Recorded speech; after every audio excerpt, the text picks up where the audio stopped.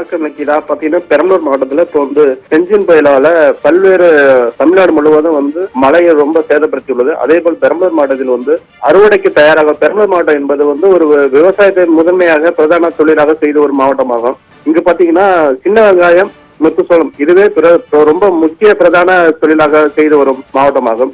இங்க இப்ப தற்பொழுது அறுவடைக்கு தயாராக உள்ள முத்துசோளம் ஒரு பல ஏக்கர் அறுவடைக்கு தயாராக உள்ள நிலையில் ஆலத்தூர், பெரம்பலூர், குன்னம், வேப்பந்தட்டை ஆகிய பகுதிகளில் அறுவடைக்கு தயாராக உள்ள முத்துசோளங்கள் தற்பொழுது ஏற்பட்ட புயலின் காரணமாக மழை நீரினால் காத்து இது போன்ற வீசப்பட்டு முத்துசோளங்கள் தயார் உள்ள நிலையில் அறுவடைக்கு தயார் உள்ள நிலையில் முத்துசோளம் சாய்ந்து ஒன்றுமே இல்லாம நிலைமைக்கு தள்ளப்பட்டுள்ளது. இதனால் விவசாயிகள் பெரும் சோகத்திலும் ரொம்ப வருத்தத்திலும் உள்ளனர். இது அரசு உரிய நிவாரணம் கணக்கெடுத்து உரிய நிவாரணம் வழங்க வேண்டும் என விவசாயிகள் மாவட்ட நிர்வாகத்துக்கு கோரிக்கை வைத்துள்ளனர்.